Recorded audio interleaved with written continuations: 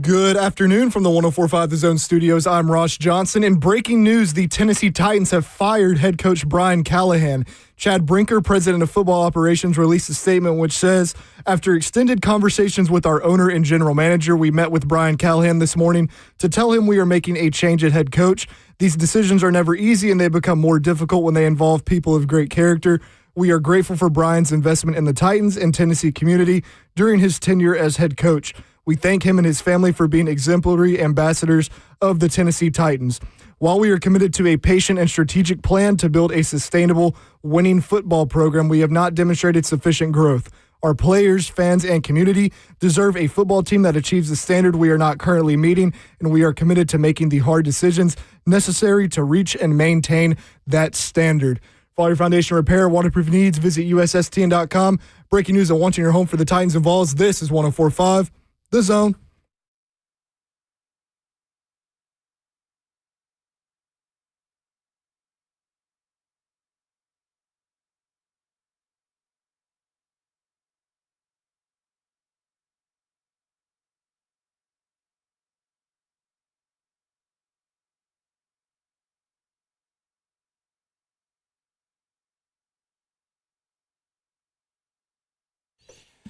Cover 2 with Blaine Bishop and Zach Lyons right here on 104.5 The Zone, powered by All Four Seasons Garage Doors. 615-737-1045 is the number. Statement from Titans President of Football Operations Chad Brinker says, Brian Callahan has been fired as Tennessee Titans head coach. After extended conversations with the owner and general manager, they met with Brian Callahan this morning, tell him they are making a change at head coach coming days just before the Mike Vrabel game, the revenge game coming to Nissan Stadium, after a pitiful performance on the field by pretty much the entire offense. And we'll break down that game as well. But obviously, Brian Callahan is fired. Not necessarily, I guess you would say, surprised that he's been fired midseason, but a little shocking that it comes before the Mike Vrabel game. So maybe they're hoping for the vaunted new coach bump before the Mike Vrabel game. Or maybe they just looked at him last night, saw him at the press conference, said, it's time to let this guy have a vacation of some sort. Like, I mean, because I don't know if you saw his demeanor at the press conference last night, Blaine, but it was I just was like, this dude has gone through the ringer, and someone please put him out of his misery. Well, I mean, whenever you're dejected after a loss, Yeah. but I mean, just like you can't find ways to win. And man, I'm actually a little disappointed they let him go. Now, why is that? Yeah, that's what I wanted you to ask me. Because now we can't get the number one pick. It was guaranteed that we're going to lose the rest of the game. You don't think? Yeah. Well, I was about to say, do you think that really that's a strategic changes? strategy? That is strategy. No, all jokes aside, Yeah. man. Yeah, I guess that way. I thought they would make it to the Vrabel game. I thought the Vrabel game would be the final hurrah. Actually, they did it beforehand. Probably a smart move on their part. This way, it doesn't look like it was. They knew they were going to let him go at this point. But when and how long do you let him go is really was the question. And man, the fans would have been riled up if Vrabel beat him, and that would have been all the talk of which a lot of fans forget about the last year and a half or so there of Vrabel's tenure. So I'm not stunned. It's just that at least it's Monday and it was right before our show, so I'm super excited about that. But I just want to just talk about how this is what I perceived of Callahan, I think is a great guy. I think he would be a fantastic head college coach, to be honest. But I thought he was more of a system guy. And system guys think that only their system is the way. He didn't adjust to actually, with his system, the pieces that they had to the puzzle with the actual players. So what people do as coaches is I run my system and they don't fit my system. Well, it's up to you to accentuate, all the good qualities in the players that you have. And all the guys that are in the National Football League are elite level players now. We must not forget that. So you need to highlight them in a manner that they are very comfortable with. And I don't think he really ever did that. And we saw little clips of it even last year. Hopkins, Ridley. Couldn't make it work with two players. He still hasn't figured out. I know Spears has been hurt, right, but it goes on and on. Then it was like, oh, it was the offensive line. Oh, it was Levis. No, and I kept saying, I think it became almost, it was clear as day when Levis actually played halfway decent. Like, not great, but by any means. But you could say, oh, man, Mason and Levis look no different to me. Different styles, but the offense, how it actually operated was no different in that it looked like, it's still the same. And it's still the same with Cam Ward. So now we're talking about and you got a drastically different style quarterback. Right. And it's still the same results. And I think Cam is getting frustrated in trying to make too much of everything that he needs to. And I think he's missing the boat a little bit. He doesn't have the pieces around him. Those are the, chances and risks you take when you take a quarterback number one.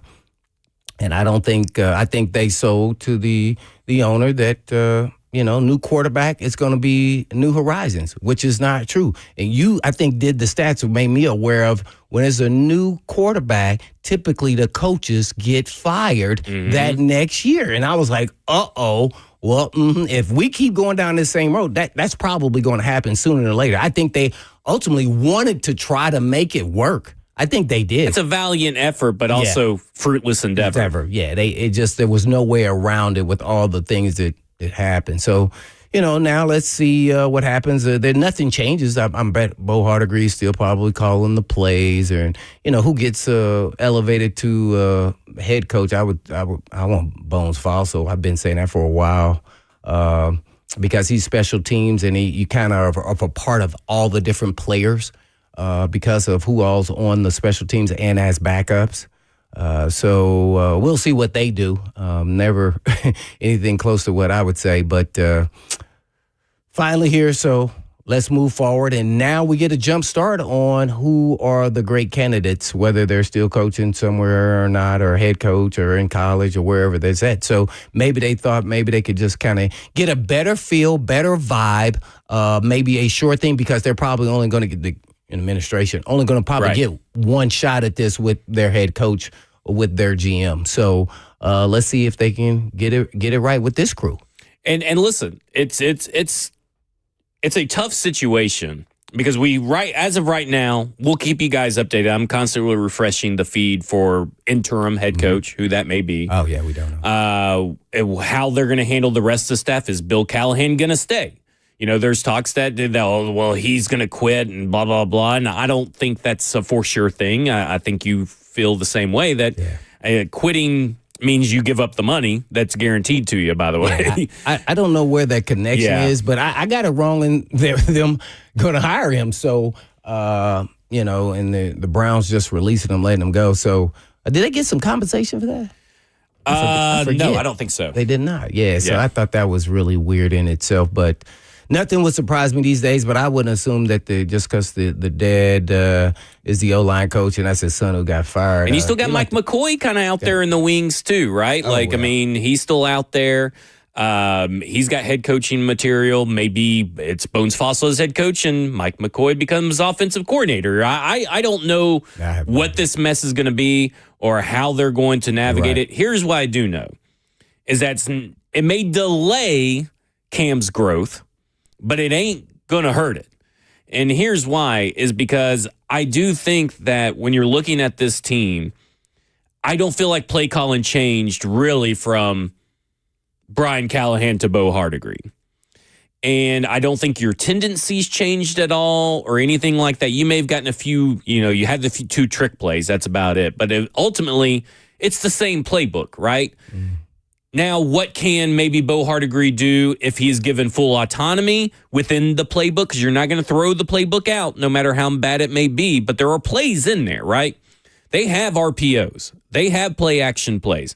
Is he now allowed to lean into that more now that Brian Callahan is gone? I don't know. We will see.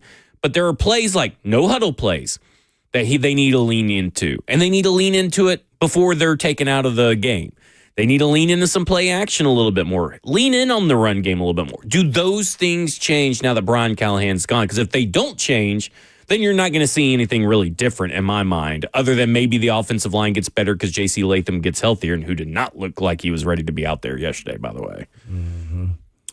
Yeah, it's kind of hard for me to say like what they should and shouldn't run. I know you talk about a lot of the stats and the numbers about play action pass and RPO, and they probably should be doing some of those things, but maybe the staff wasn't comfortable and really understood the concept of what those things brought to the table as far as offense, because they never ran them. I mean, it just didn't exist. Yeah. It was like they zero didn't RPOs yesterday, by the way. Yeah, I saw it. I just couldn't. I don't know if that's more stubbornness or they just don't like the vibe and feel of that kind of offense. I don't know. But I think pretty much everybody runs it now in the National Football League, at least 2 or 3 or 4 handful of plays in a game. So it's kind of even Vrabel ran it. Granted, different offense with the King back there. They did a lot of things that I didn't like, and you can see the performance of the offense continues just to go backwards, and that's what probably got them.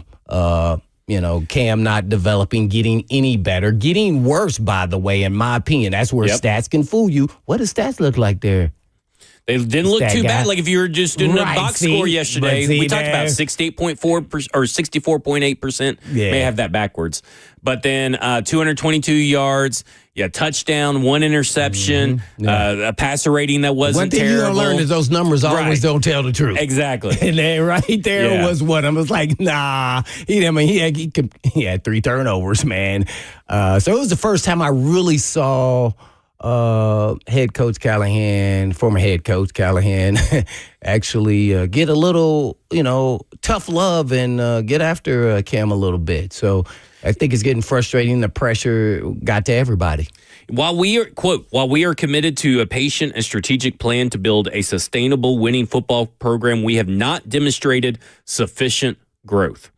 Our players, fans, and community deserve a football team that achieves a standard we are not currently meeting, and we are committed to making the hard decisions necessary to reach and maintain that standard. That's from Chad Brinker in his statement after firing Brian Callahan. And I think what, to me, the most glaring thing about yesterday's game was about what was said after the game by Big Jeff in the locker room, by Cam Ward in the press conference, confirming what Big Jeff said. This was their worst week of practice, coming off the win. And what does that mean? Well, that to me means that, first off, a little bit of blame on the players for that, because I do think that, if you see that there's low energy or flat practices, the leaders need to step up and step in.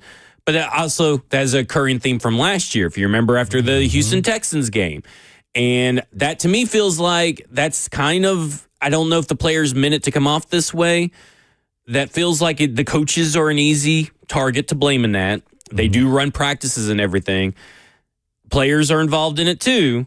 But that kind of felt to me that maybe that was a message of like maybe the straw that broke the camel's back, right? I mean, they were building and building up to this firing anyway.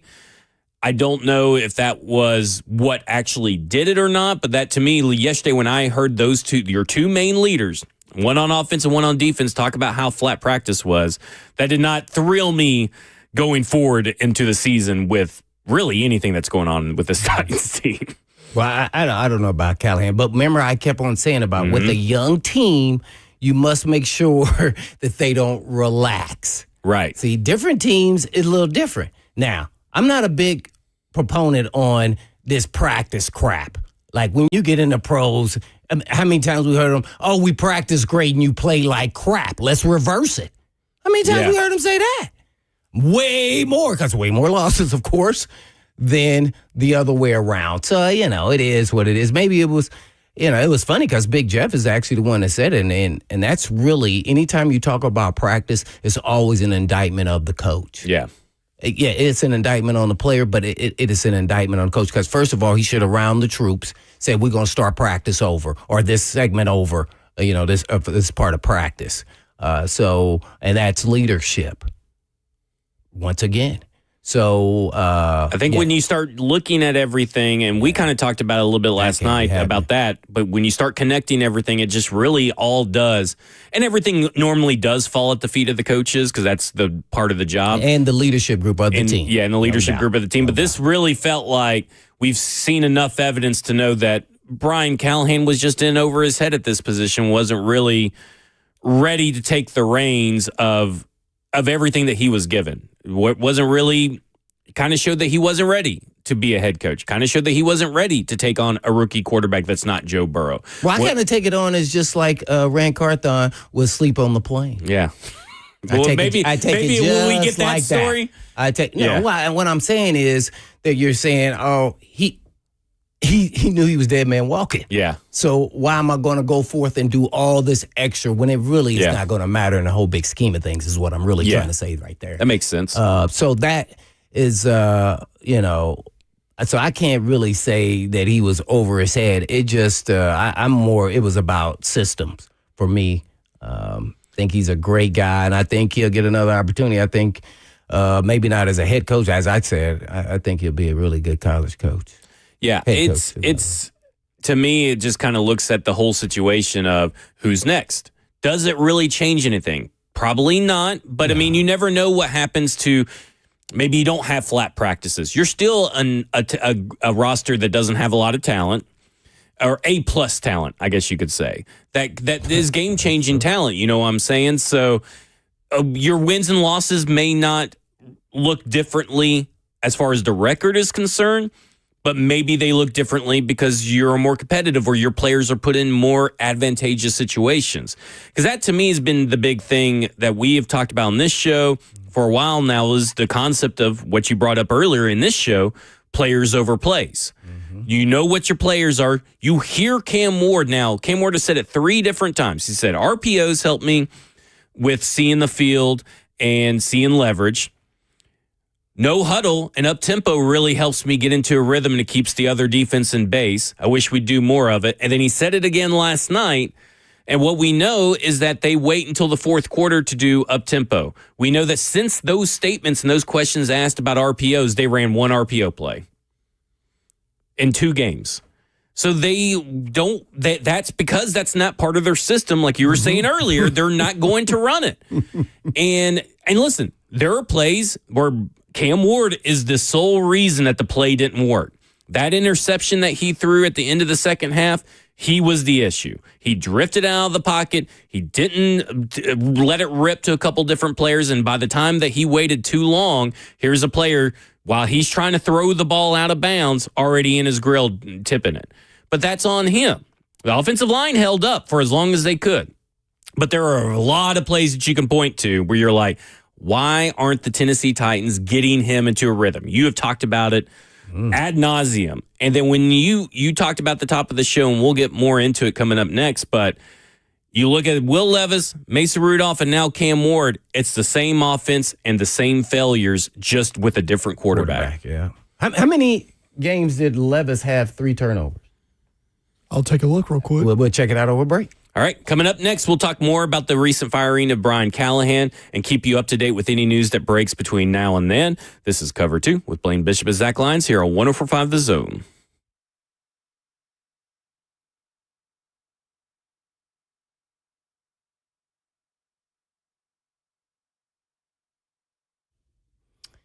Parents, when your teen athletes gets injured, every practice miss matters. So don't let an injury sideline you for the season or maybe even your dreams. Introducing Edge Athletic Recovery Program, a 2-month, twice daily sublingual peptide protocol designed to help your athlete heal faster and recover stronger and get back on the field safely.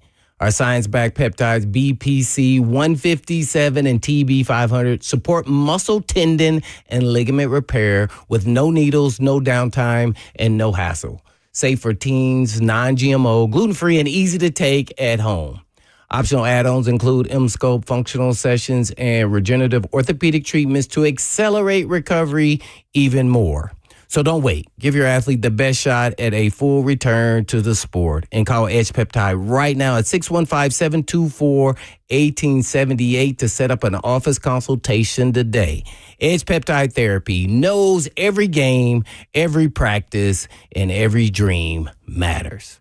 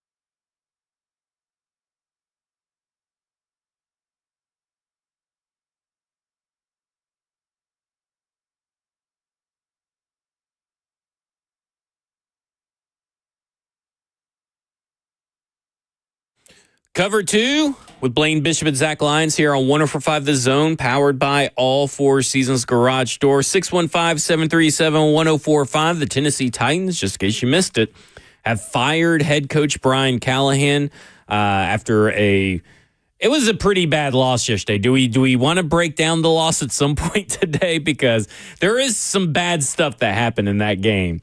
But, I mean, obviously the bigger news is that Brian Callahan has been fired. Pro football, no interim head coach has been announced yet. As soon as we see that, I'm constantly refreshing the feeds to see. Now, Pro Football Talk has talked about, hey, don't forget, when it comes to an interim head coach, you do not have to follow the Rooney Rule. Now, if you decide to hire your interim head coach or want to hire the person later, you do have to follow the Rooney Rule. Mm-hmm. As we saw with Jeff Saturday. As we saw with Jeff Saturday at the Colts. So it's very rare. Now, it happens a lot in other sports like hockey and soccer, but it's very rare, obviously, in the NFL. But he says, they can go with Mike McCarthy, who Chad Brinker has worked with, something that we have put up here on, have brought that up already. But he also talks about it could be Eddie George. Now, whether he'd leave, and this is what he says, whether Eddie George would leave Bowling Green is a different issue. His buyout would be the range of $2 million, but he'd be in line for a significant pay increase, obviously going to an NFL head coach, since he's roughly making $600,000 per year in his current gig. So, there's a buyout involved and all that kind of stuff, and I don't really know if you're Eddie George, you really take that risk. You have kind of a job guaranteed over here. And I don't know if Eddie George is really ready. I'll be quite honest.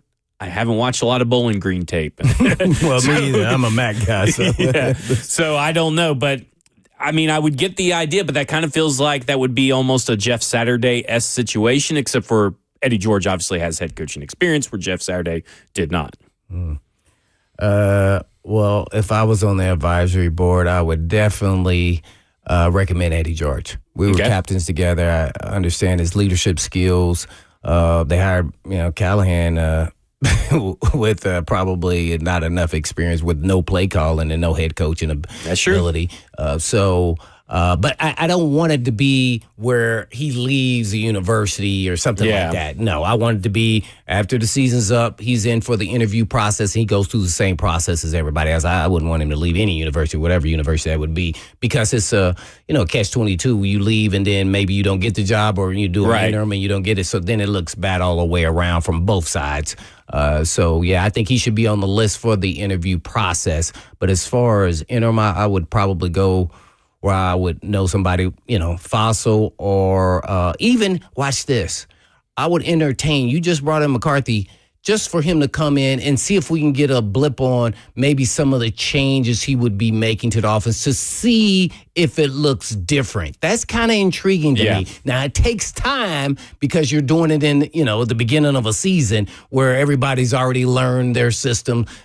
But on offense, just to see if him and Cam Ward have some connection. And by the end of the season, maybe you say, this is something I think is viable, because you see the offense all of a sudden moving the ball, starting to grow and starting to learn. So that'd be something I would be open to. It probably wouldn't be my first choice, but I'm not the one who has a relationship with McCarthy. But I definitely kind of like that idea. McCarthy and Fossil already worked together in Dallas. There's a little bit of connection there. I even like it more. So you got a little bit over there that you can do. You can work with that. And so to me, it's kind of like the thing with Mike. It's going to be hard. He comes in and you got to change everything. It's hard, especially on offense. And is he going to want to run this offense, right? Like, I mean, then you're having to install a new offense. Maybe that's just a little too much. Same with Eddie George. Yeah. Because, I mean, obviously maybe Eddie George would come in and be more of a CEO style head coach than anything right now. And that's kind of maybe what the Titans are looking for anyway. But again, what if he bombs and this team looks just as bad or worse? Then not only has he left a good job at the college ranks, he's now ruined his chances, at least theoretically ruined his chances for an NFL head coaching gig. So I'm kind of with you. I want Eddie to get the shot and get the interview. But I also don't think this is the right situation for Eddie to be walking into in the middle of a season, because then you also got someone else's entire staff there. Can you handle that? And maybe he possibly can, but you know how the NFL is. A little bit of a drama queen. It's like the Real Housewives of the NFL. They're probably all kind of like looking at this guy coming in out of nowhere and saying, well, what? I don't know this guy. I don't have any allegiances to this guy. I still got to do my job, but why am I listening to this guy? It just kind of creates something that I don't think is a perfect situation. Mike McCarthy may be able to handle that a little bit better. But at the same time, I like your idea of that you get to see what maybe Cam Ward and them can grow into throughout the year. Then you get a jump start on actually the coach that you knew was your kind of favorite in your back pocket. And if he doesn't, you start the interview process after the season. Then you already know what he can bring to the table, at least to this team, and then what you're going up against when you're up there trying to hire. And don't get it wrong, this is an attractive job. You have a former number one overall quarterback pick, right? Like, I mean, he just was picked, who has all the talent in the world. You pretty much are going to have a roster next year with a high salary cap that you can put together with the general manager, right? Like, I mean, because most of these guys are on 1 year or expiring contracts. Now, that's a difficult job, but that's also a good job to walk into because you can set your culture. You have pretty much a blank slate, and you have a number one overall pick and a quarterback, and likely a high draft pick and all kinds of cap space. You're going to be able to pick your staff and all that kind of stuff and probably work with Mike Bergonzi, who we don't really know what he is yet, but we have to say that the draft class looks pretty good.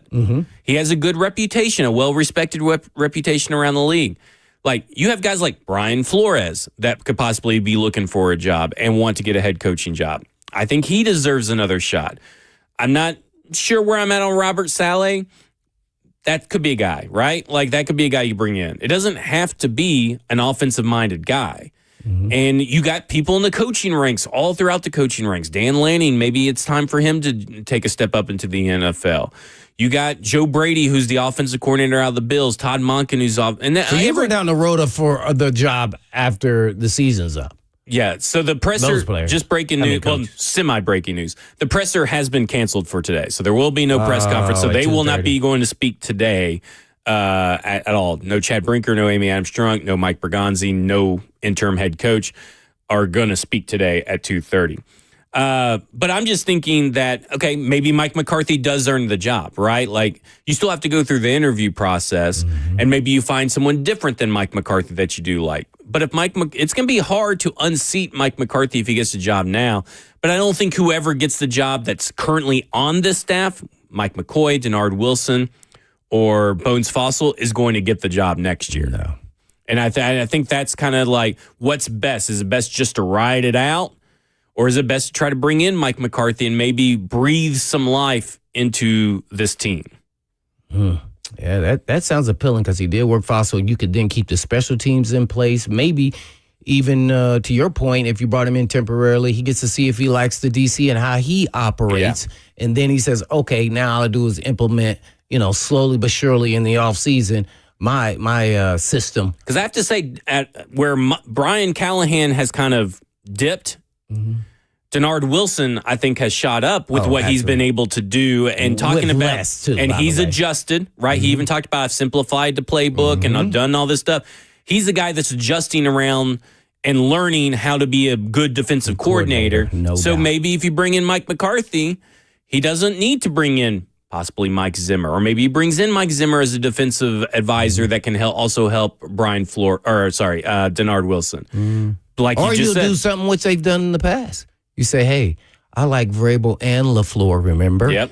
Would you mind if you keep these guys that are already here that we like as well? See, so you can go down this road, and if McCarthy seems like he's an easygoing guy, I'm cool with Wilson and what they do on defense as well as special team coach. I've worked with them before. So, So he's kind of in a comfortable place right off the bat.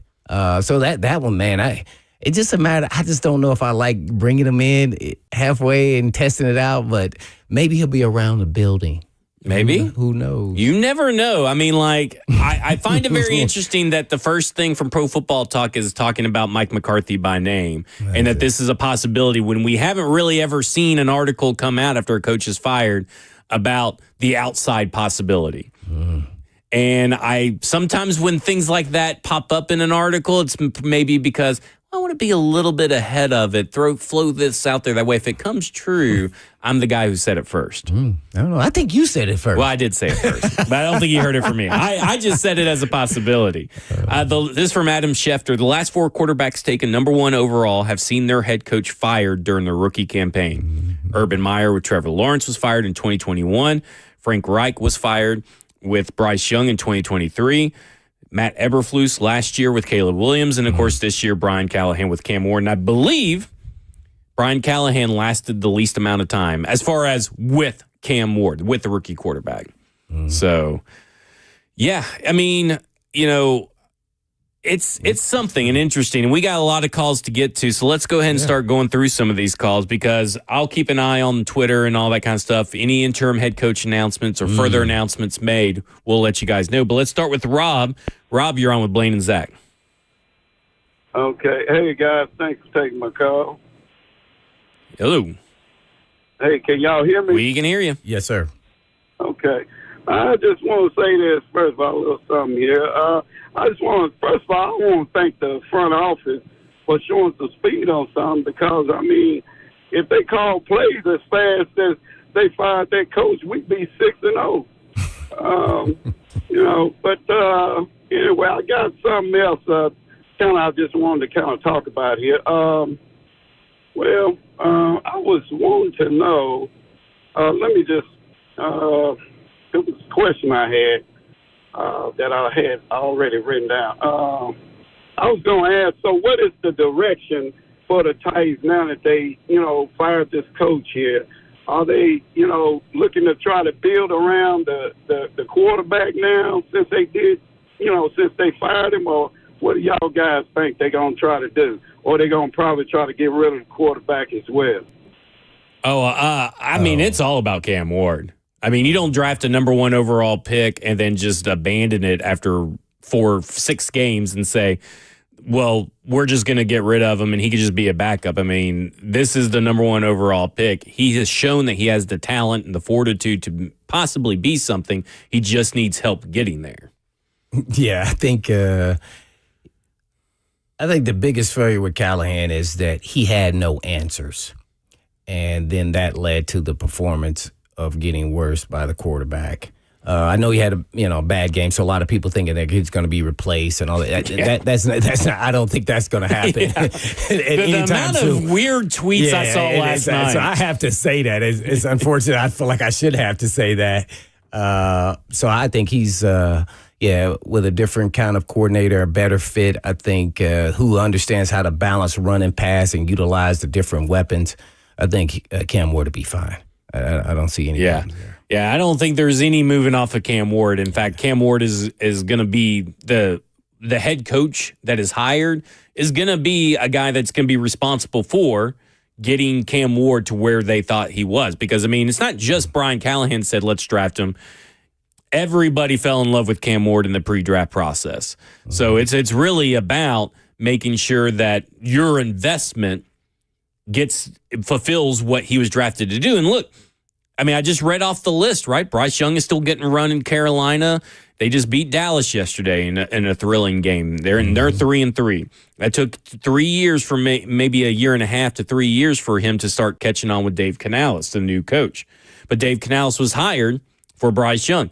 Doug Peterson was hired for Trevor Lawrence after Urban Meyer. And then Ben Johnson was hired for Caleb Williams. So whoever is hired now will be hired for Cam Ward, but also because they're what's best for the franchise. Not just Cam Ward, but it's going to be with Cam Ward in mind. Yeah, you can't forget that. But that doesn't mean you won't hire a defensive guy. You also want to know who's going to be the offensive play caller and make sure you can get that guy and make sure it's a good fit. So, yeah, I think they're going to do all those things to help him be successful, let alone getting, some better weapons around him as far as even protection, too. Yeah. So that's going to be a major issue. But, yeah, I think we'll see if this gives them a jolt, though. Get Yeah. some new excitement in the building. Let's see what happens, because I don't think the players actually didn't like head coach Callahan. I think he was a very likable coach. So that'll be interesting to see if this is a wake-up call to them about a change of head coach. Well, they've been preaching accountability. The coaching staff has been preaching accountability, and now the coaching staff has been held accountable. Does that do something? I mean, I don't want to mess up what Kevin Dyson said, but and I probably will. But last night he talked about how sometimes you're sitting there in the locker room and you're kind of wondering, when's it going to happen? And sometimes when something like this happens, it's a little bit of relief. You could play a little, something like that. And I probably just butchered it, so I apologize. But it's something like that. Then that's why you kind of get a little bit jolt. And listen, it's a new person speaking, right? It's someone trying something new. I don't know if there's going to be drastic changes, but sometimes a new voice teaching, a new voice leading can change things around for a team in these instances, and that's why you kind of get the new coach bump. And then you kind of come down off that high, and then you're back to where you were. Where that's why I like Fossil. I like the way he goes about his business, his energy level. I think he garners a lot of attention from and focus from the actual players. So in a team meeting type atmosphere before game, I just like the way. I think they need that. So we'll see where they go from here. But I'm a big Fossil fan. I thought he would be interim if I was going to make a guess. If something happens. The team isn't changing right now. Now, does that mean that there's not going to be trades or something that's a little bit different? But right now, the same team you saw on Sunday, as far as the roster, is going to be the same team you saw you see this Sunday. So, it is what it is. We just got to see what happens. When we coming up next, we'll go to Bear in Springfield, Zach at Chattanooga, George in Spring Hill, Travis in Nashville, Mike in Nashville. Got all kinds of phone calls, 615-737-1045. This is Cover 2 with Blaine Bishop and Zach Lyons here on 1045 The Zone.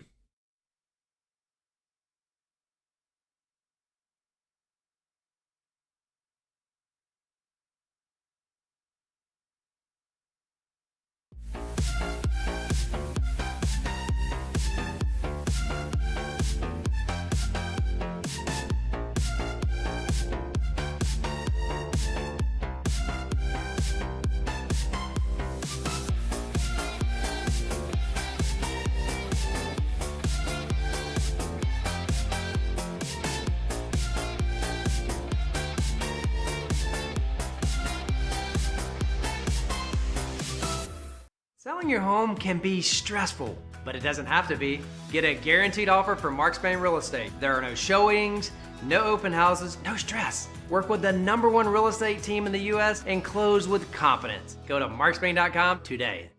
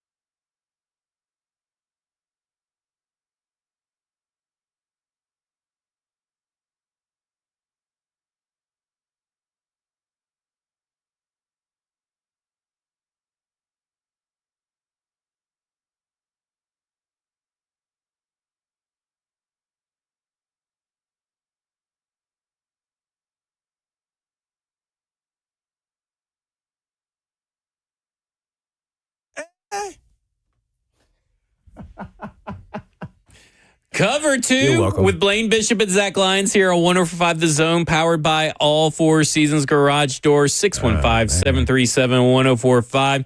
And I got to give a shout out because a couple of weeks ago, I kind of went to task on the Titans stadium sales team. They're sending those texts out and everything. Well, Dan. Now you gonna give him a pat on the back now? Yeah, I got to. Okay. My guy Dan, don't know who he is, but Dan, if you're listening. Dan Lanny. Yeah, Dan Lanny. But Dan, if you're listening, he is a sales rep for the new stadium, and he is texting everybody. Multiple people have gotten texts from Dan because they told Dan they weren't buying tickets until Brian Callahan got fired, and he's coming with receipts, and he's saying, you told me I'm in if Brian Callahan is fired on September 23rd, 2025 at 3:08 p.m. And this dude, Dan, is trying to get those tickets out. So applaud. True sales guy right there, man. Oh, man, that is awesome. He's man. texting everybody that told him, I'm not buying tickets till Brian Callahan is fired, saying, hey, Brian Callahan is fired. Let's buy those tickets. That answer multiple times. Yeah. Oh, my. So that was PK put that on my radar, but shout out to Dan. Dan is awesome. All right, let's go to the phones. Let's go to Bear in Springfield. Bear, you're on with Blaine and Zach. What up, Hitman, Professor, and the QB? I was, according to what y'all was saying about interim, if it was me, if I was GM, man, I would just put McCoy in as interim and leave everything like it is because I love special teams. I love defense, the way they going. Yeah. But then at the end of the season, if I'm GM, I know you got a bad about a rule and all that, but, man, our offense has been trash since this man left because I ain't heard nobody say his name. Let's bring Arthur Smith home. Our offense was awesome when we had Arthur Smith. Now, I know it didn't work out good in Atlanta, but he didn't have no QB. And maybe he learned some things for going through that.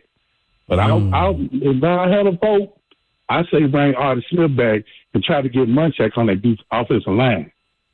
Man, I would love a little bit of Titans. Let's do this. Let's get Arthur Smith as head coach / offensive coordinator. Let's get Jim Schwartz as defensive coordinator. Let's bring Mike Munchak in for offensive line coach. And let's just run it back. Just real quick, this is from Jordan Schultz because more information is going to keep rolling in. We're going to hear a lot of rumors and stuff like that. But Our groomers. Hopefully no groomers. No I've groomers. seen it on the chat already. Yeah, I know that chat's all about some He's trying to avoid saying groom. Yeah. They wild today. Yeah, Jordan Schultz. It's my understanding that the Titans' intention as a couple of weeks ago, and someone else had reported, and I don't remember who it was, but someone reported that it would have been before the Texans game because after the Texans games, things got shaky, was to keep Brian Callahan through the end of the season, then make a decision. They did not want to make an in-season change, but it spiraled out of control. Things felt off. There were head-scratching moves, no true direction or improvement, and they made the switch today. No announcement of who the interim head coach is as of right now, but we'll keep you updated if we see anything pop up on the feed. Yeah, so, I mean, that's the next big thing is like, okay, you hire your interim head coach. How do they tweak things? Because I don't know if change is the right word, Blaine, because you're not going to overhaul the entire offense. Your defense largely stays the same as well as your roster largely stays the same. So it's all about tweaking without totally derailing, I guess. Of course, to be honest, the train that would be derailed has not been a very successful train that runs on time. Ooh, I don't know, man. And listen to the caller. Maybe I like the McCoy there as the head coach. Leave everything the same. Yeah.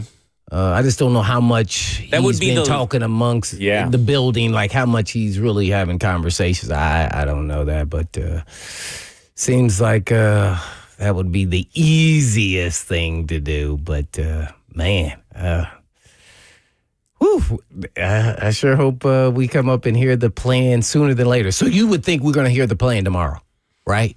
No way. Or later today. I think today. Today. I don't think they sit on this and let this fester for 24 hours. I mean, I could be wrong. They make very confusing moves all the time, so I'm not going to rule it out. They should do it today. Yeah. I was going to say, what franchise this is now, don't you?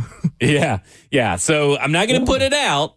like put it, completely out of the way that they may wait. But I would assume, this is a big assumption on my part based on how they've read things, but I would assume they have a plan in place. I know there are reports out there that say otherwise, but not everybody's going to know the plan of those three people. Mm-hmm.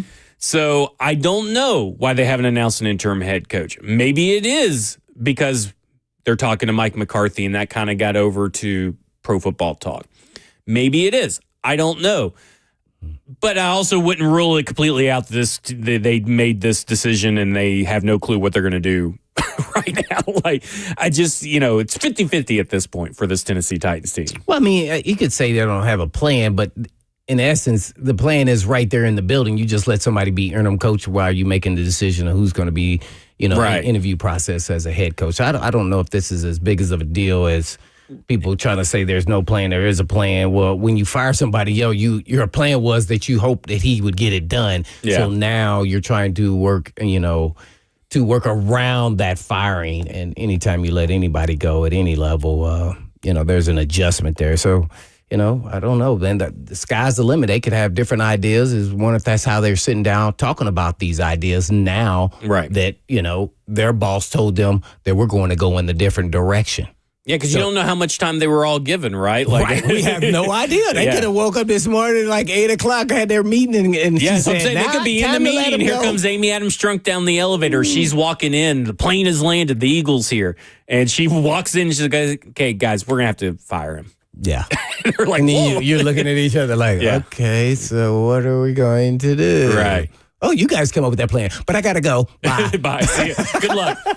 I was just going to say, we have a video on YouTube that's now out of y'all's reaction from the first segment to this firing. So after the show today, if anyone wants to go watch that video, that will be on the Zone's YouTube page. There you go. Look at that. Oh, dang. I see Quick you, work man. back here, man. Yeah. You going beyond your duties. That's good. This is a day that requires it. I have to say, best producer we've had since I've been here. I mean, I don't know all the producers you've had, but Didn't we have somebody named Jackson? I guess. Somebody named Jackson, right? Didn't we? Who are you talking about? Oh, Yeah. exactly. All right, let's go to Zach in Chattanooga. Zach, you're on with Blaine and Zach. Evening, y'all. This is the most excited I've been about upcoming Titans game since, after Denver. But also, we're going to get a new head coach. Well, now we are. Let's bring in Joe Brady. I mean, what he's done in Buffalo is amazing. And for an interim coach, someone to bring culture in, I would call Ben Jones or Taylor Lewan. I mean, both of them love the Titans. They love Tennessee as a state. Bring in one of them. Thanks. I'll hang up and listen. I did hear someone told me that Ben Jones is coaching at Innsworth. I guess he's coaching with, was that Tim Hasselback over there at Innsworth? Yes. Yeah. Yeah. Yeah, so he's coaching My over there. former Eagles teammate. Yeah, yeah. If you didn't know that. I did not know that Tim Hasselback was on the Eagles. Exactly. Mm-hmm. I did not know that. Yeah, he was. There you go. Brett Kearns also. Does that mean coach. you're going to be So was Steve- hire Tim Hasselback and then you so- defensive coordinator? No, he already tried. He already tried to hire me for Innsworth. I said no, can't do. But there also T. Martin was on that team as well.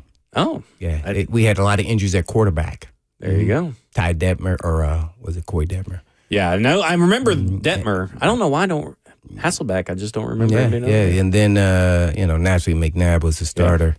I mean, Stoney says it right here. Interim Titans head coach Blaine Bishop. We haven't brought you up as a candidate. Oh no, that won't happen. Ross said he wouldn't even make it through a whole game if he was hired as interim head coach because he'd probably get kicked out of a game. But hey, the boys are going to be ready to play now. He said practices win that are game. going to be flat under Ross. We'll win that game. I just won't be around after that. There you go. All right. Coming up next, we'll talk more about the firing of former head coach Brian Callahan with the Tennessee Titans. And we'll also get to your phone calls, Mike and George. This is Cover 2 with Blaine Bishop and Zach Lyons here on 104.5 The Zone.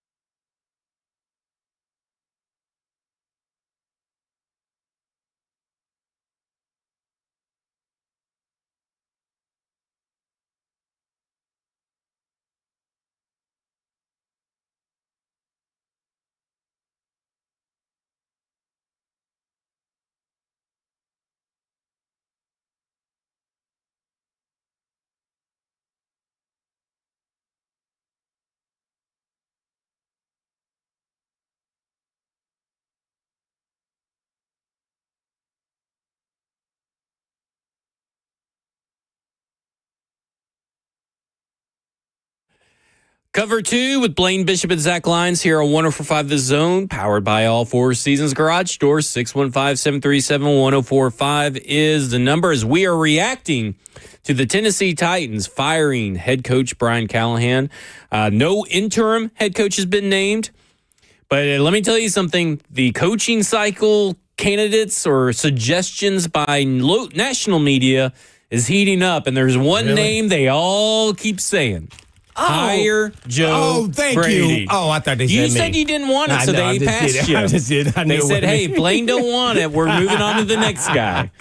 So their Joe plan Brady. B is Joe Brady. You were playing A. But that was your plan A, right? One of your plan A. You had McCarthy, and if you said college, Yeah. or Joe coordinator. Joe Brady, Mina Kimes, Kevin Clark, Dan Orlovsky, Chase Daniel.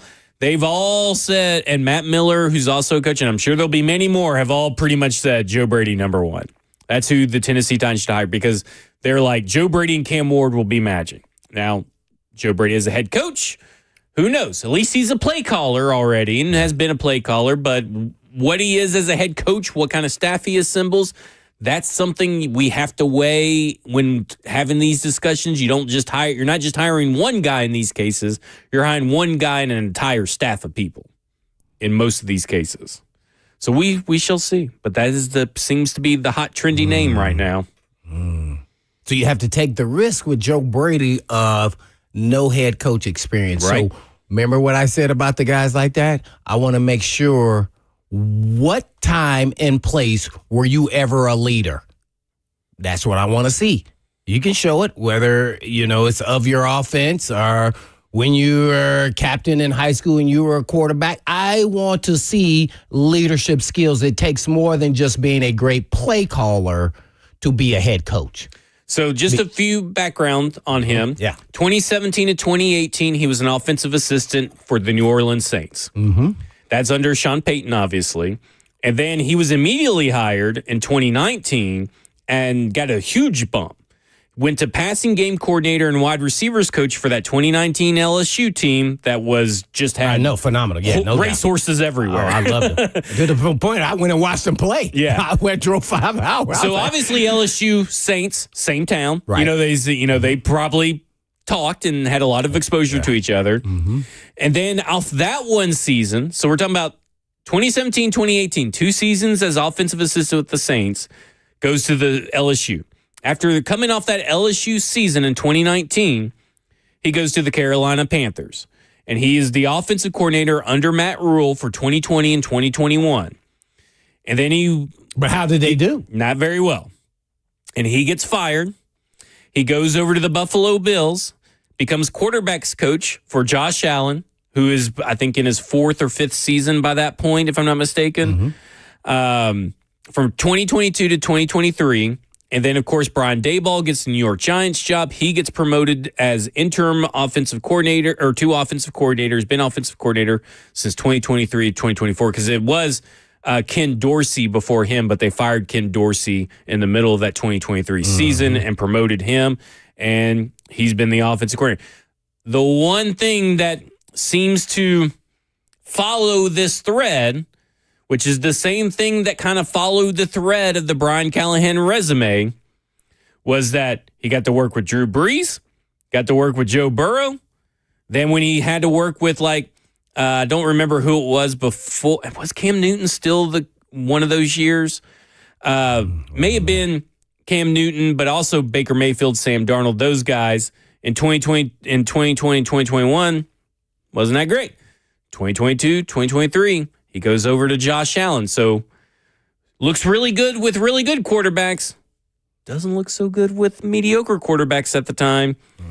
What can he do as head coach with Cam Ward? What kind of staff and support system can he build for Cam Ward? Has he seen and learned enough from Josh Allen? Because let's be honest, Joe Burrow, Josh Allen, totally different quarterbacks than Cam Ward in my mind. Mm-hmm. So what are you going to be able to do to give me the confidence, if I'm the Tennessee Titans, to really say and pull the trigger on a pretty similar hire to Brian Callahan? Brian Callahan had a lot more coaching experience in general. So I don't know. That is my first instinct was Joe Brady. Part to distinguish, but that's the hard part. Right. And that's where you got to start digging and talking to a lot of different people. And to me, I think people more in football mind type people are probably going to think this way instead of just kind of looking at resume and kind of going from there and asking those kind of questions. So, yeah, I just, man, you just never know when someone sits in that seat as a head coach, never been a head coach, how they'll respond. That's the unknown. That's where you're going to be taking a risk. Or do you go with somebody with experience? Right. Like McCarthy, as we mentioned earlier, former Cowboy and longtime Green Bay Packer. Mm-hmm. So, which they have a connection with Berganzi, right? His time there. So, yeah, that will be the interest. Not more offense, defense for me. I won't get caught up. I will make sure that he has a coordinator that we'll make sure that Cam Ward's with, a good fit there. But I got to make sure I'm getting a proven coach at this point in time. I don't know if I'm going – usually you do the opposite. I'm not going to take the risk of not knowing what he is as a head coach. Maybe I go with a proven head coach. Yeah. Sometimes that happens. Sometimes it doesn't. So we'll see. Yeah, whether it's a defensive, offensive coach, special teams coach, I'm kind of with you. I just want the best coach because I do think people get too wrapped up because I think the initial reaction is, well, look at Joe Brady with Josh Allen, and this guy knows how to coach. Well, people thought the same thing about Brian Callahan. Now, the difference is Joe Brady's calling the plays, right? He is the head coach of the offense because Sean McDermott's a defensive head coach. Yep. But it is still with Josh Allen. Now, he's doing it with guys like Josh Palmer as a wide receiver, Khalil Shakur, Keon Coleman, two great tight ends in Dawson Knox and Dalton Kincaid, and a really good offensive line. Though it's not the same over here. And how quick is he going to be able to build that to satiate a pretty impulsive ownership group? Like, does Mike Berganzi and Chad Brinker have the same kind of patience allowed to them that Joe Brady will have? Because you got to start at some point. If the Joe Brady thing starts failing, you need to fire everybody. But I don't know. It just seems like a weird timing and not a lot of history. We're talking about a guy that's been a little coordinator or position coach only since 2019. Everybody's got to keep that in mind. Does that make you lean towards a veteran coach, somebody proven? Because you got to get this thing up and running by 2 years and 2-7. You better be a playoff contending team. There's no way around it. Yeah, veteran 100%. Yeah. See, with a young team. That kind of tells you, right? You just clarified it for me that I'm probably going with somebody proven. I think you have to. Like, I understand that Joe Brady unless Brady just blows me away. Well, I'll tell you what, I'll be watching every Buffalo Bills game from here on. It's appointment TV at this point. Well, yeah. I watch him anyway. McDermott was on that staff, too. I was a huge McDermott guy and he should have been the Tennessee Titans head coach, in my opinion. I loved some McDermott from Carolina and from Philly, so his time at Philly. So, is there another veteran guy besides McCarthy that's like this could be, a top candidate, I guess? You don't like his name, but Matt Nagy is one. I mean, Brian Flores is another. A lot of them are failed coaches, but how much of them are failed because of the situation they were walking into? This ain't a great situation by any means. Forgetting somebody. What if Harbaugh gets canned from the Ravens this year? Oh, man. Hey, listen, we suggested last night on the radio that if the Tennessee Titans end up with the number 1 overall pick, trade it for Mike Tomlin. That's where we were last night at the postgame shows. Like, let's trade picks for Mike Tomlin. But that was before the coach got fired. Yeah. But if Mike Tomlin or John Harbaugh do get fired, I mean, obviously, yeah. I mean, that's a no-brainer to me. Harbaugh, Tomlin's not getting fired. They're in control of that division. Yeah, I mean, we'll see how long that lasts. You just never know in that division. Let's go to George in Spring Hill. George, you're on with Blaine and Zach. Hey, what's going on, guys? What's up? Hey, what's up? Hey, I was thinking you should hire an offensive coach because you have a rookie quarterback, and I think Mike McCarthy has won a Super Bowl. He's been in a lot of playoff games, and I think he would be able to develop Cam Ward, in a way that nobody else would, and also. There's a lot of offensive coaches who call plays as the head coach, and I think those are the most successful. Just like Brian Callahan? Well, no. Oh, Talk about Sean Payton. I was joking, but yeah, I got you. Yeah, thanks, George. I mean, like, again, Joe Brady does have that at least distinction from plays. Brian Callahan that he's called he did. plays. He did.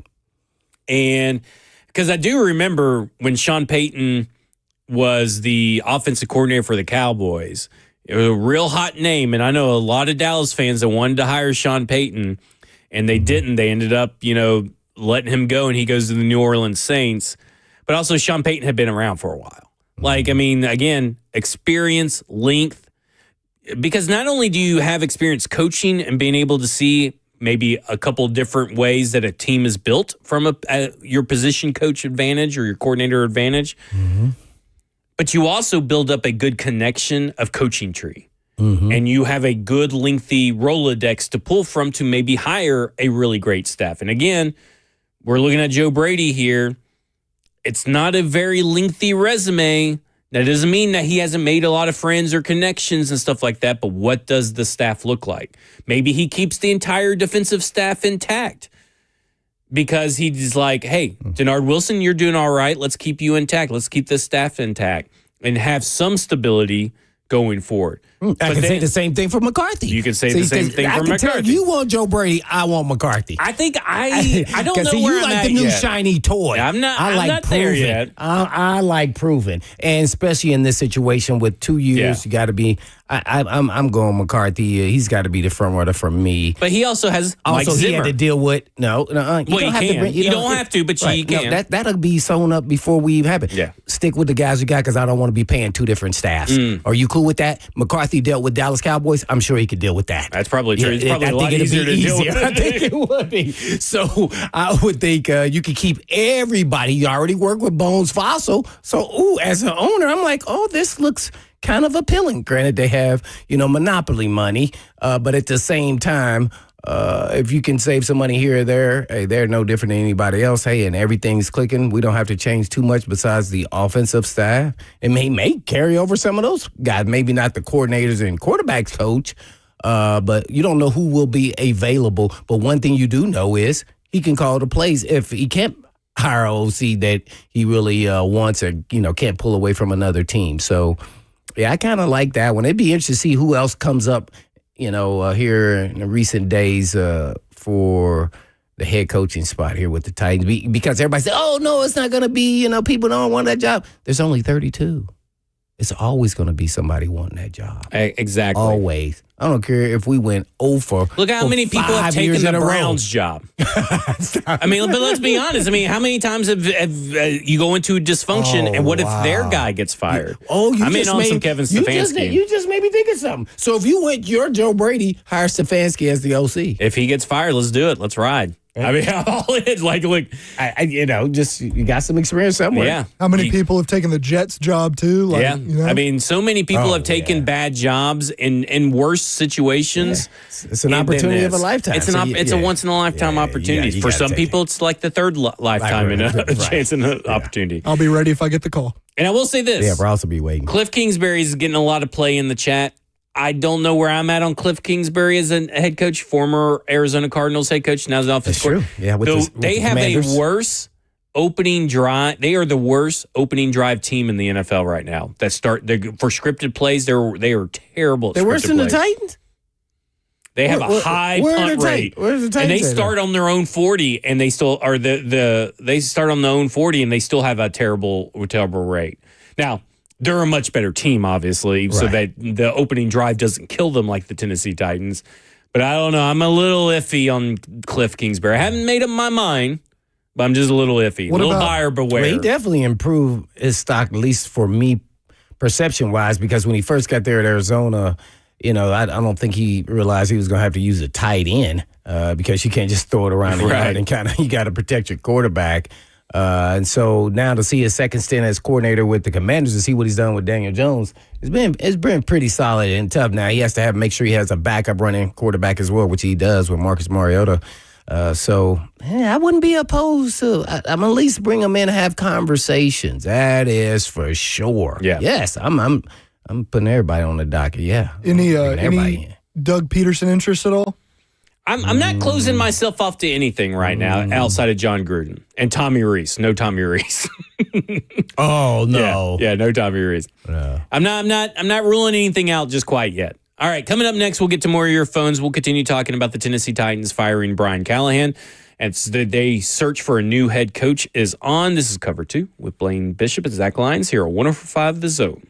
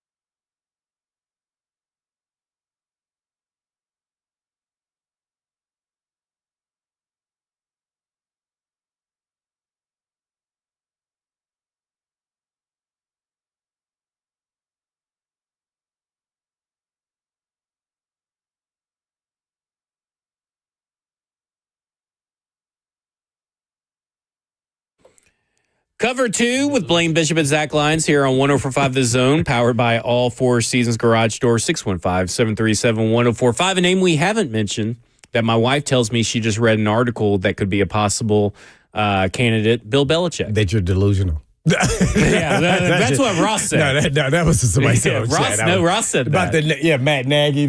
Come on, man. We're better so who than you that. saying? Well, Bill Belichick. She said, I read an article that Bill Belichick could be in contention. No he way. lives here. He lives here. I would not be for that. An associate head coach, Jordan. There you go. The wife also says that she's a Mike McCarthy person. So there you go. Well, cool. You got my We're on the wife's same page. opinion out there. All right, let's go to Alex in Nashville. Alex, you're on with Blaine and Zach.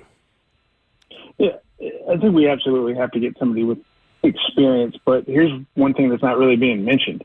Because of the ridiculous structure we have in our front office, any head coach at best is going to be number 3 in the decision making, because we have 2 people that, a GM and then somebody else in Brinker that has quote unquote final say. So at best your head coach is going to have more than one, obviously 2 people over him in decision making. And I just don't find that appealing to say what you want about, but Bill Belichick's not getting in that situation. Another head coach that has opportunities elsewhere isn't going to get in a situation where 2 people have decision-making prowess over him.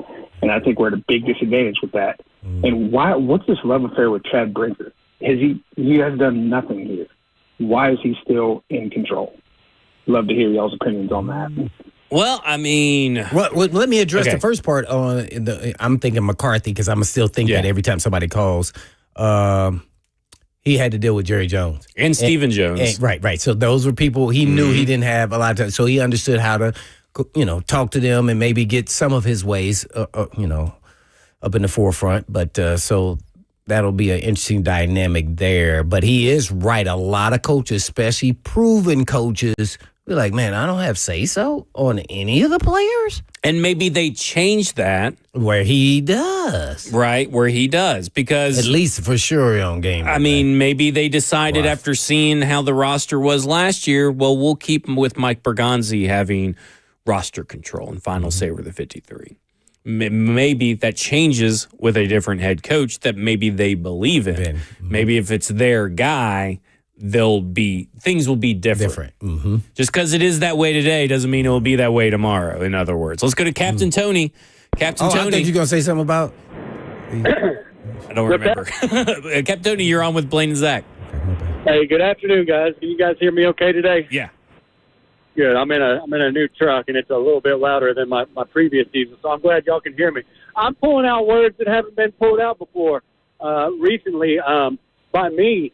The last couple of weeks, Zach, I've been a word that Blaine uses when he's very, very confused is perturbed. I love that word, and that's what I've been, and I feel like I got some relief from that this morning or this afternoon when the news broke that Callahan was fired. Y'all know early in the season, all season I was talking about, I thought that Callahan needed a chance, but, man, that thing really spiraled out of control, guys, for me, and there's a lot of fans talking about hiring an offensive coach, and to my knowledge, was Brian Callahan not an offensive coach? Wasn't he the offensive coordinator for the Bengals when we got him, working with Joe Burrow? So he was an offensive guy. I want to get this out quick, and then I'll listen to you. It's been bad all across the board. Penalties, execution. Latham coming back yesterday, getting beat by Crosby. And Crosby's a great player, but those side steps weren't working at all. Cam hasn't been throwing very well lately. The team looks lost. Go get a proven head coach. Don't take another chance on the opportunity to say, well, we're going to let this guy keep moving up and give this organization another couple of years of hell. Let's go get somebody proven right now to get it done and get it right now. Let's get it done right. Because if you don't get it right this time, screw the new stadium. No fans are going to want to come for this. I'm telling you. I'm not. But I think go get Mike McCarthy. Go get him. He's there. Get him and get him now. Whatever happens underneath that, whatever it is. But go get Mike McCarthy, Zach. Hey, listen, I mean, I'm all for it. And I will say this. I was actually going to say what you said earlier when you were talking about that. And now the difference between Brian Callahan as an offensive coordinator than most offensive coordinators in the league is that he never called plays. So we got to make sure that there is a difference between a Joe Brady and Brian Callahan, where Brian Callahan maybe has a lot more NFL experience because he's been in the NFL as a position coach, I think since 2009, if memory serves right. And Joe Brady's only been a position coach at any level since 2019. At least Joe Brady has called plays. So it's a little bit different. But again, I think I am starting to lean more and more as like a 90% Mike McCarthy guy. But, there's a lot of candidates that we may not even be thinking about right now that are out there that may present themselves to us as the months go on. Yeah, no doubt about it. But just us talking out loud, to me, that's kind of, I would lean it. I wouldn't say that's definitive. Like you say, 90%. I'm probably 70% there. Like, okay, that could be changed, though, throughout the interview process. And, sometimes it's about connection, chemistry that you can get with the owner or the, higher-ups who you're interviewing with that, you kind of speaking the same language. And you also want that to be a part of it, too, as well. Not just the X's and O's. So you just got to be mindful of all of it in one nutshell. You got to get everything you want. And it's hard sometimes, but just do your due diligence and you'll be fine. At least you know what you don't want, and you got to start eliminating those guys when that happens. Someone just asked Jesse Minter, who is the current defensive coordinator for the Los Angeles Chargers. He seems to be one of those hot names. He was also in Michigan as defensive coordinator, if I'm not mistaken, when they won the national championship. Some people are saying Mario Cristobal. A little reunion from, with Cam Ward. College coaches, I'm not too sure on about making the jump to the NFL and all that kind of stuff. Was he an O-line coach, though, for, like Belichick or somebody? Or some proven head coach in the NFL? I want to say he did earlier in his career, but I could be wrong. Mario Cristobal was the offensive line coach, assistant head coach, and run game coordinator under Saban. I knew it. That's how I knew it. Yeah. I was making sure there wasn't an NFL term, but I couldn't remember. Yeah, Saban at Alabama. Yeah. And that's, I would consider him. And then he went to Oregon as co-OC and offensive line coach in 2017 after he finished a 4-year stint at Alabama. And then he became the Oregon head coach from 2018-2021, then moved to Miami in 2022. So lots of experience, lots of head coaching experience, just, sometimes a little bit different. But like you said, he would know Cam Ward. But like you said, Nick Saban. You learned from Nick Saban. It starts with Nicky Boy. It does. Let's go with Wayne in Springfield. Wayne, you're on with Blaine and Zach. How you doing, guys? Doing fantastic. I tell you what, great show. You guys put on a great program. Appreciate it. We appreciate it. I appreciate you talking up the Titans because we have been such a disarray in the last 2-3 years that it's hurt my feelings. I'm a founder. I pray to bring them here. They come here. We've got a brand new dome stadium coming up, and we got losers to play in it. That's not right. Jeff Simmons has been here. He's stuck it out. Don't ask me why, because he is the only one that has not been moved. The Hainsworth, Dupree, we've got so many of them gone. And why? And now we got the coaches going because we can't put together an O-line to defend the quarterback or to keep them off the quarterback. And let's play a game. All we got to do is put together a good game. I don't give a damn if you go 3 yards in a cloud of dust. Let's do what Eddie George used to do. 3 yards in a cloud of dust, but it was a first down. All right, let's go Titans. Thank you, guys. All right, thank you, Wayne. We need to use him as the hype guy. Yeah. Before the game, so they get to a fast start, man. There you go. Let's go to Mike in Cleveland. Mike, you're on with Blaine and Zach. Hey, what up, fellas? What's up with y'all? Hey, so yeah, y'all brought up Stefanski earlier, and it's just so funny y'all brought him up just last week. I'm in Cleveland, Ohio. That's where I live at. And just last week on the sports station in the morning, they was talking about where Stefanski's, best case scenario, his next destination. And sure enough, Tennessee was it.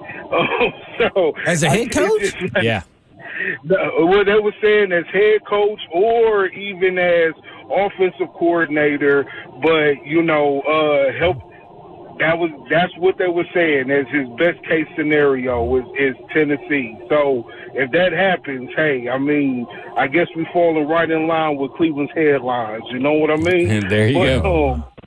The other thing I really wanted to say, as far as with Callahan, which I'm glad.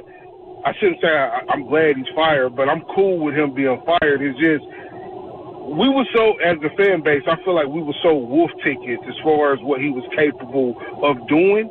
And then that right there really set him up as, for us to really come down on him even harder. We were sold he was an offensive-minded coach.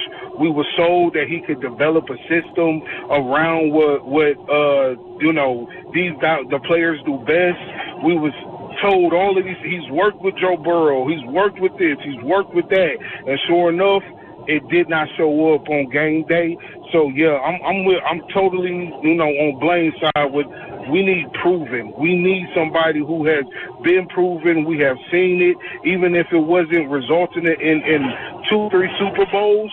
If it was one with McCarthy, we've seen it. We know he can do it. We know he can develop a culture.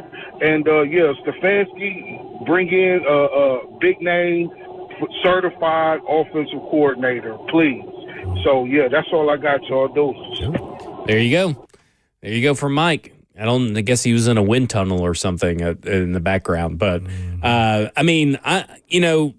Kevin Stefanski, I know a lot of people are going to associate. OC, right? OC or head coach. I mean, that's what the other radio station set up in Cleveland. Oh. I know a lot of people are going to say, well, he works for the Cleveland Browns. I mean, what is this guy? This guy ain't good. But he's been in the playoffs. I mean, and he's been kind of given some bad quarterbacks, and there's all kinds of other stuff that, is going on up there that's a little bit out of his control.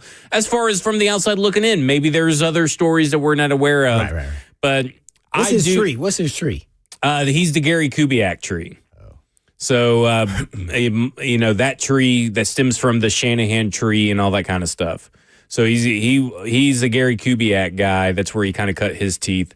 I believe, did he go from Kyle Shanahan's Browns to the Mike Zimmer Minnesota Vikings as offensive coordinator? I'll have to check on that. I can't remember if that's where he went. I'm not sure. But yeah, he's a Kubiak guy. So there you go. All right, let's go to Forrest, who wants to talk about the head coach. He has an idea. Forrest, you're on with Blaine and Zach. What's up, guys? Here's a totally delusional idea, but let me preface this by saying every time a football job comes open in Tennessee, everybody brings this name up, John Gruden. Just a thought. Give me your ideas.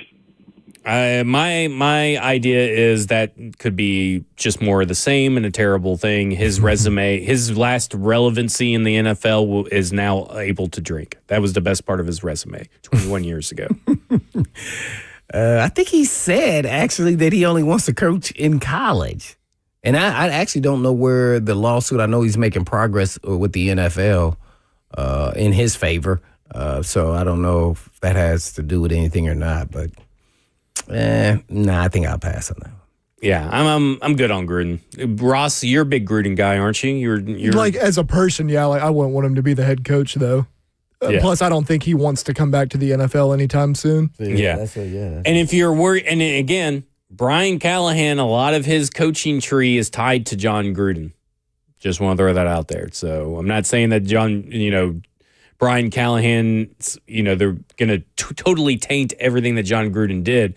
But John Gruden was that's kind of like his coaching tree situation from when they were in Vegas together and all that kind of stuff. Like a lot of similar ties there between Brian Callahan and John Gruden.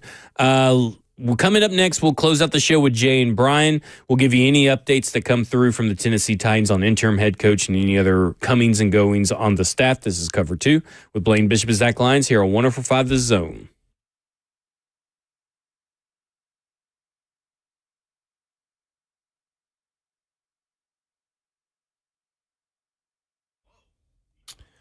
One of the marks of a good parent, they warn their kids about danger, who to trust and what to avoid, and how to make smarter choices.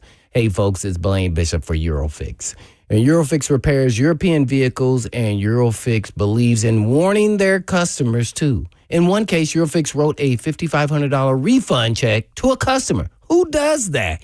Eurofix polices themselves. Why? Because not every auto shop tells you the full story. Some oversell, others cut corners. Some just may not know what to do. So you could pay for something you don't need. Eurofix makes quality repairs at below dealer pricing and has been since 1999. You also get a free 15-minute no-wrench inspection and a 3-year, 36,000-mile nationwide warranty on all work done by Eurofix. Rental cars are also available with every appointment. So you want to stay on the road and not off of the road because you'll then be on a tow truck. So family owned, locally over a quarter century, 5 locations throughout the state of Tennessee. And all you have to do is just give them a call at 844-EUROFIX. That's right, 844-EUROFIX, or you can check them out online at myEurofix.com. That's myEurofix.com.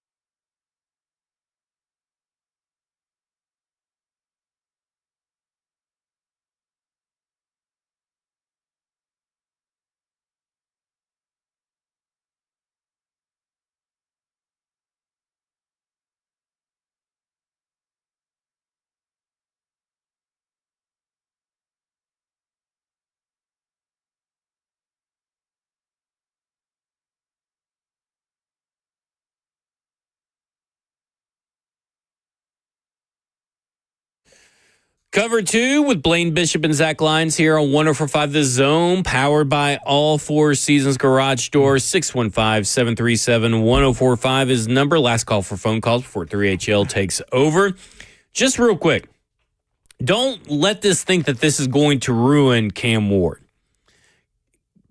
That's not really how it has worked in the NFL over time for rookie quarterbacks. We talked about it a couple of episodes ago. It took us 3 episodes to get to it. But we talked about it, and most of the first-round draft picks have been able to survive this. 70% have survived this kind of situation. And I read earlier, Bryce Young, Trevor Lawrence, and Caleb Williams all went through the same thing, and they all look better after the coaching change a year later. So, I mean, are they worthy of the number 1 overall pick? Maybe not. But they still got better, and that's just all you're hoping for. So don't think this is going to ruin Cam Ward. Cam Ward's going to put in the offseason work regardless of what happens this year, and he's going to look like a better quarterback next year because he's also gone through a lot and experienced a lot his first year. Oh, no doubt about it. You can't let that fear of changing coaches is going to kind of stunt the growth, let's just say, of Cam Ward. What would say that if you kept Coach Callahan as the head coach, he was stunning actual growth. Yeah. Of Cam Ward. Well, someone said explain the Marcus situation. Well, he got injured. a lot of that derailed in that, and because he looked better with Mike Mularkey in 2016. There, he looked really good until he broke that leg, and then there was and then he's coming back up a season after recovering from that, and then the next season is the Miami game with the nerve injury and all that kind of stuff. Like a lot of stuff had happened to Marcus that was out of his control. I don't necessarily think it was the coaching changes. No, I don't either. I would agree with that. Because he had actually 3 or 4 different coordinators. Yeah. And he looks good now, and he's been through a bunch of them since then. Yeah, right. Baker's the same thing. Baker, to me, is like he got better, and he went to the playoffs with Kevin Stefanski and the Browns. There were he started playing through injury as well. And then there were things about between, his attitude allegedly coming out of the Cleveland. But then he goes around and then now look at him right now. There's MVP chance. Like it's all about what you do after the coaching change more than it is about the coaching change itself. And that's what people got to understand. Let's go to Jay in Nashville. Jay, you're on Blaine and Zach. What's going on, fellas? What's up? What's up, Jay? No, nothing much. I got a quick question for y'all. I didn't hear both of y'all say like Mike McCarthy or whatever. Are y'all endorsing him, or do y'all think just with his relationship with the front office that'll be a good choice for them? Well, a little bit of both, because he's available. Let's first start there because he's not in a job, and the connection to the front office people at Green Bay, they were there at the same time. So that's the only reason, other than that. You got some ideas there, Jay? I really myself, if it wasn't the guy at Buffalo, the OC for Josh Allen, I'm old school. I like Rex Ryan. He a straight shooter. He go call it like it is, and I know what I'm getting. There you go. I know what I'm getting. I don't know about old Rex Ryan. No, he lives in the area, loves to visit Nashville, but he's been out of the game for a long time. Didn't he tried to get the Jets job? I think he threw his name out there. I thought he went through the interview. No, did he go? Did he get the interview? Because this would have been his second go-round with the Jets, right? Yeah, it would have been the second go-round, but I'm not sure if he actually got the interview. Oh, he maybe did. CJ Davis says, hey, Blaine, step up as head coach of the Titans. We need some real football taught to these guys. So there you go. Yeah, I'd be a great interim head coach. Yeah, there you go. I'd be interim there myself. Let's go to Brian. Where's Blaine at his game day? I decided to take this day off. There you go. Let's go with Brian in Springfield. Brian, you're on Blaine and Zach. Hey, guys, thank you for taking my call. I just had a little shot in the dark and was thinking somebody that was tied to the Titans at one point in time, and there was success when he was at the Titans. That's Arthur Smith. Oh, yeah. Mm-hmm. He's one that, if you brought somebody in, what he did with what he had then, who knows what he could do with Cam and them guys. Anyways, I'm going to hang up and listen to you guys, and I appreciate y'all. There you go. How's he doing with Aaron Rodgers? They're doing pretty good. They're winning, right? They're winning. Listen, I don't know if you watched that Browns versus Steelers game. No, absolutely I did not. That was the CBS game on TV. Was the offense bad? It was boring. That was a boring game. Whoa. How boring compared to the Titans game?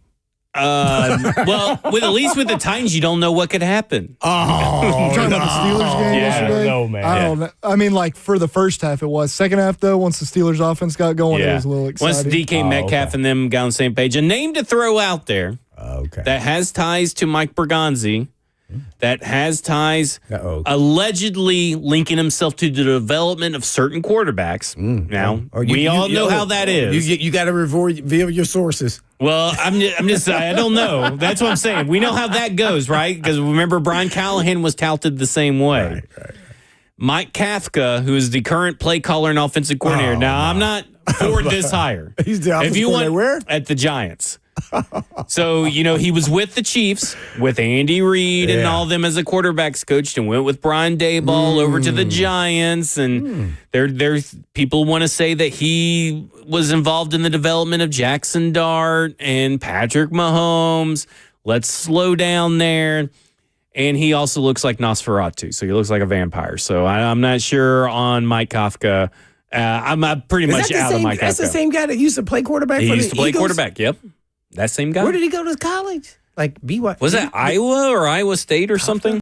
I want to say BYU, but I know that's wrong.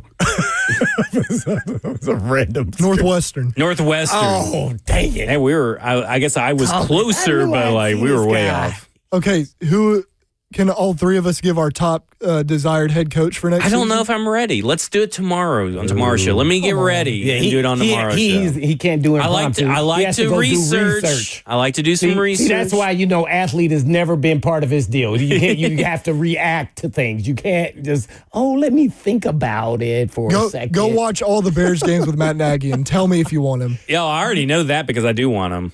Oh no! Are you serious? He's good. No, you guys are. Stick him. What do you think about what he was able to do going 12-4 into the playoffs with Mitch Trubisky and Nick Foles as his quarterbacks? What was his final record? Their defense? Khalil Mack-ish. Yes. Exactly, man. I just remember what that Bears fan on the TV being like, ruling on the field, we suck. And that was when Nagy was the coach. He was 34-31 through his 4 years and saddled with Mitch Trubisky in all of them. So what makes him better or more appealing to you than Mike McCarthy? Because I think that is a Bears situation than it is. I don't think he's more appealing than Mike McCarthy. So you're putting words in my mouth, so I don't really. But I thought you just said that's your guy. No, I did not say that. Oh, that was putting words in my mouth. That was me joking about that. Oh man, so do you like him, Kafka? Now, here's what I can say. I do not like Mike Kafka. But what I can say is, watch this. You say he's connected to the Chiefs, right? Right. That's what you said. I don't know this guy very much at all. That's what he is. How would you think Cam Ward could run the Kansas City Chiefs offense? Well, does that fit his skill set? It does. And listen, let's say this. Russell Wilson and Jackson Dart are two separate play calling styles, right? You wouldn't call the same plays for Russell Wilson that you would Jackson Dart. And elite, now, don't know how much of this is Brian Daboll, so that's, you got Andy Reid and Brian Daboll, so I don't know how much it is of them, is that at least you could say that the Giants have built an offense around, or start calling plays around Jackson Dart's strengths. Which our fired head coach did not. I mean, there's no doubt about that. He got out there, start doing read options. They weren't doing that with Russell Wilson. Yeah. RPOs. They were doing it, with Dart. Because guess what? That's what he did in college. Yep. I'm with you. I mean, I will say I told you that guy was a system guy. I run my system, and you plug the different pieces. You better hope it works. The game evolves, and you have to evolve with it.